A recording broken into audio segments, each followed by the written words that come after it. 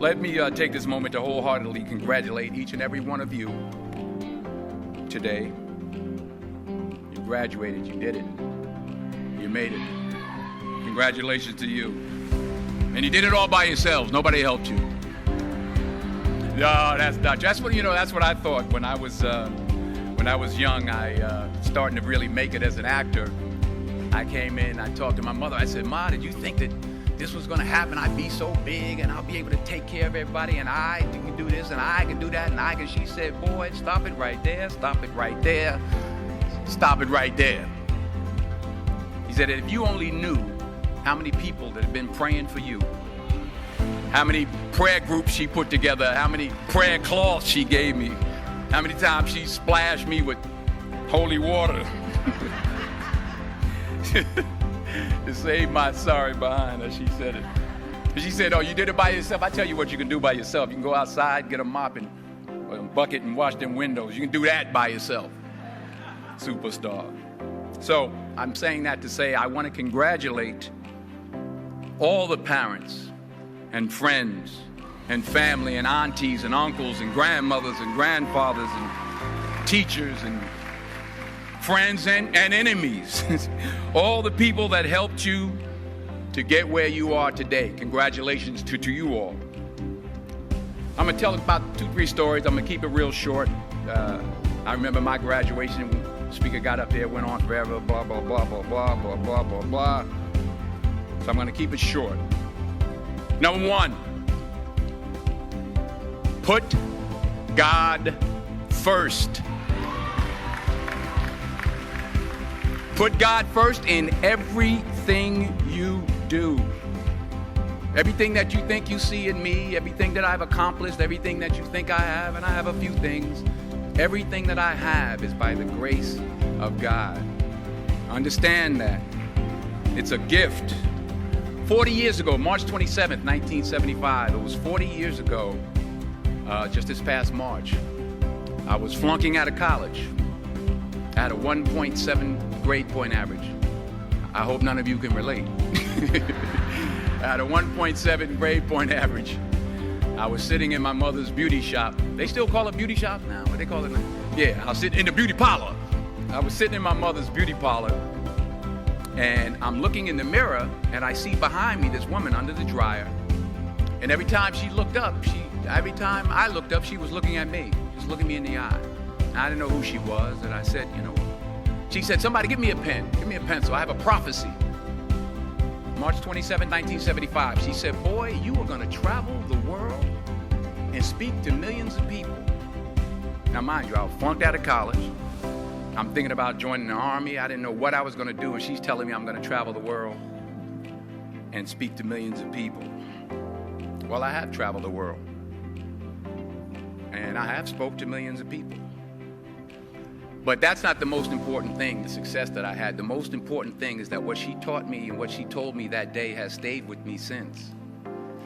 I've been protected. I've been directed. I've been corrected. I've kept God in my life, and it's kept me humble.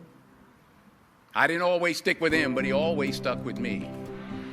So stick with him in everything you do.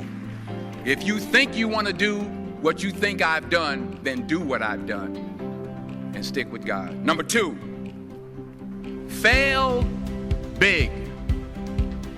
That's right. Fail big.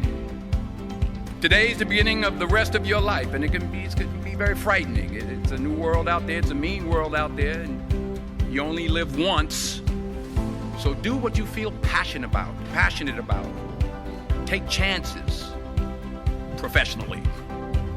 Don't be afraid to fail. There's an old IQ test, was 9 dots, and you had to draw 5 lines with a pencil within these 9 dots without lifting the pencil.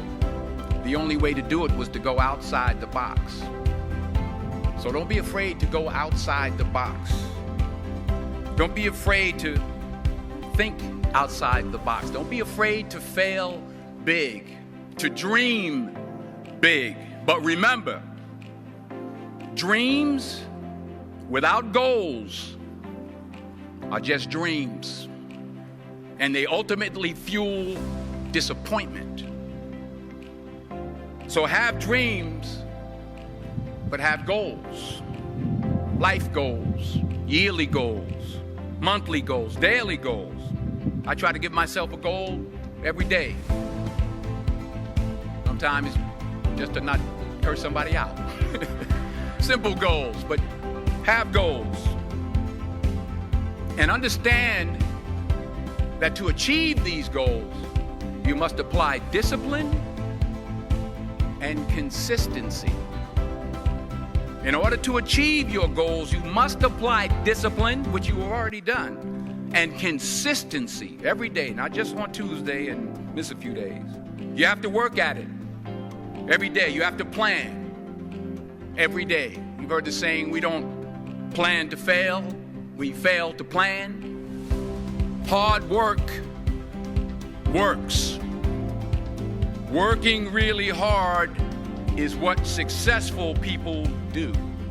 And in this text, tweet, twerk world that you've grown up in, remember, just because you're doing a lot more doesn't mean you're getting a lot more done. Remember that. Just because you're doing a lot more doesn't mean you're getting a lot more done. Don't confuse movement with progress. My mother told me, she said, yeah, because you can run in place all the time and never get anywhere. So continue to strive, continue to have goals, continue to progress. Number 3, you'll never see a U-Haul behind a hearse. I'll say it again.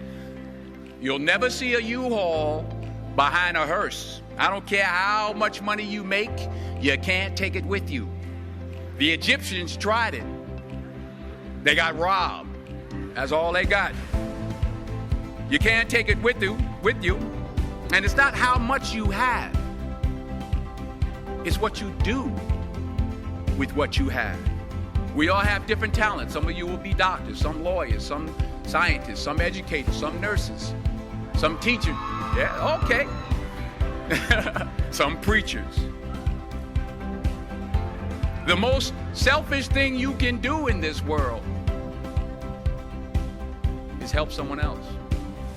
Why is it selfish? Because the gratification, the goodness that comes to you, the good feeling that I get from helping others, nothing's better than that. Well, one or two things, but nothing's better than that. Not jewelry, not big house I have, not the cars, but it's the joy. That's where the joy is, in helping others. That's where the success is, in helping others. Finally, I pray that you put your slippers way under the bed tonight, so that when you wake up in the morning, you have to get on your knees to reach them. And while you're down there, say thank you for grace. Thank you for mercy. Thank you for understanding. Thank you for wisdom. Thank you for parents. Thank you for love. Thank you for kindness. Thank you for humility. Thank you for peace. Thank you for prosperity. Say thank you in advance for what's already yours. It's how I live my life. That's why I am, one of the reasons why I am today. Say thank you in advance for what is already yours. True desire in the heart for anything good is God's proof to you, sent beforehand to indicate that it's yours already. I'll say it again. True desire in the heart, that itch that you have, whatever it is you want to do, that thing that you want to do to help others and to grow and to make money, that desire, that itch, that's God's proof to you, sent beforehand already to indicate that it's yours. And anything you want good, you can have. So claim it. Work hard to get it. When you get it, reach back. Pull someone else up. each one, teach one. Don't just aspire to make a living. Aspire to make a difference.